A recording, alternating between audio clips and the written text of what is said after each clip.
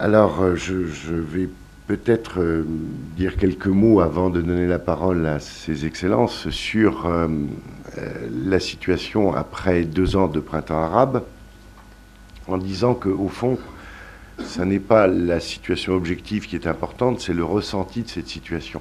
On ne crée pas, on ne dynamise pas un mouvement de réforme sur des réalités, on dynamise un mouvement de réforme sur la perception de ces réalités. Et la situation économique des 4 pays en transition est loin d'être bonne.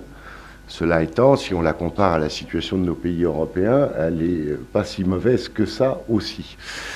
Mais surtout, derrière les indicateurs objectifs, il y a le dessous des cartes, et c'est au fond le dessous des cartes qui est le plus important.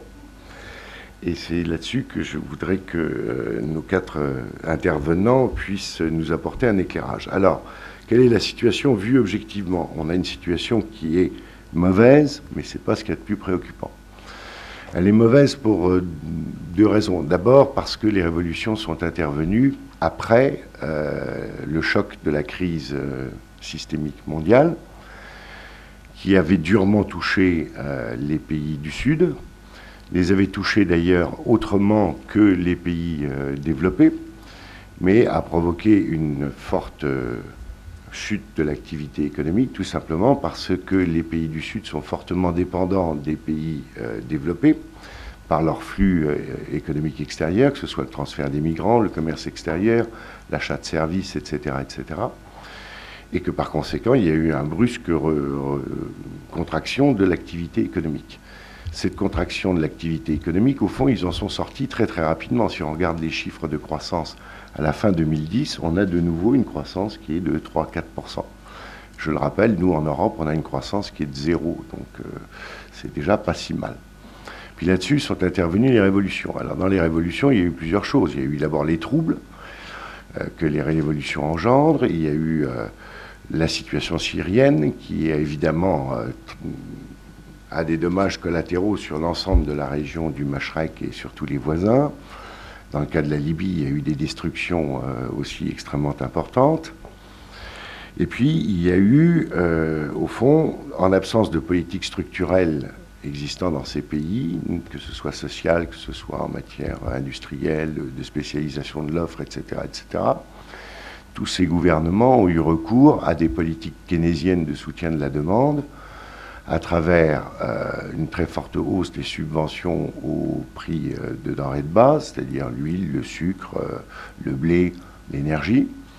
Cette hausse a été considérable puisqu'elle atteint maintenant quelque chose comme 10% du PIB, donc c'est dans chacun des budgets, c'est quelque chose d'énorme. Et non seulement c'est quelque chose d'énorme, mais c'est quelque chose qui au fond, a également des effets destructeurs, parce que plus on subventionne, plus finalement il faut continuer à subventionner, plus on crée de la dépendance, etc., etc. Donc ça, c'est la première des problématiques. Il va falloir sortir de cette situation. La deuxième type de réaction qu'ont eu ces gouvernements, ça a été d'embaucher massivement dans le secteur public ou dans le secteur parapublic. Ça aussi, ça a un coût considérable, et ça a augmenté la part de ces subventions ou des salaires publics dans les budgets, dans les dépenses courantes des budgets de ces différents pays. Là aussi, on a fortement alourdi la barque. Et puis enfin, on a eu recours à des indemnisations diverses, que ce soit les étudiants chômeurs, que ce soit les chômeurs, etc., etc.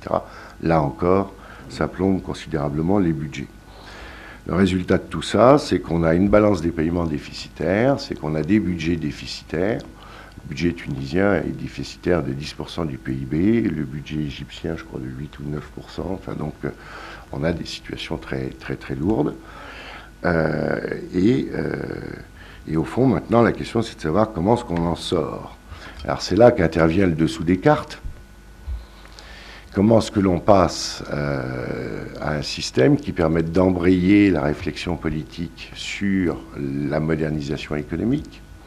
De ce point de vue, si on regarde par exemple la situation tunisienne, l'Assemblée nationale constituante tunisienne n'a fait que de s'occuper de la réforme de la Constitution et a sur sa table 65 projets de loi de modernisation économique qu'elle n'a pas regardés en 18 mois.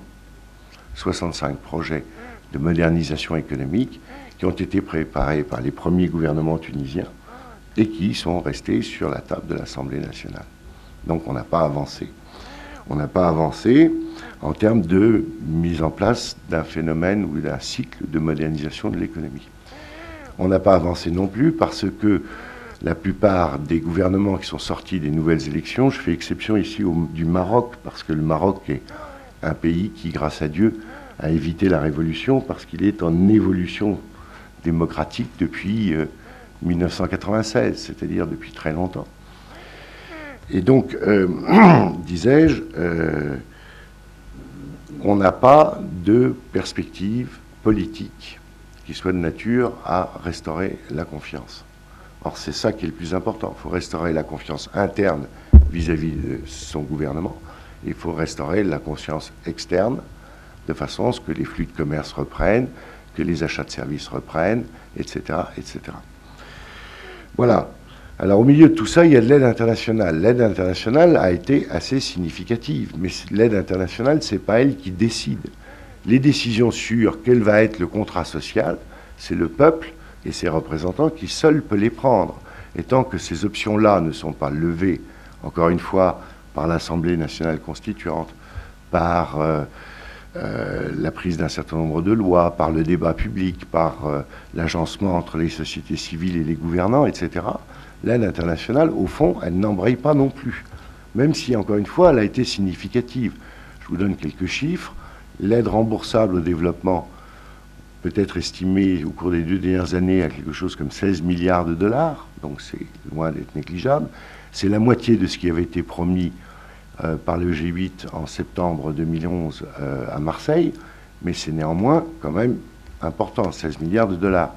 L'aide à l'ajustement structurel, essentiellement le FMI, c'est notionnellement 15 milliards de dollars, même si tout n'a pas été versé, et même si chaque versement, je pense que Mohamed pourra en parler, chaque versement donne lieu évidemment à des négociations extrêmement aiguës et à des réactions des populations également aiguës.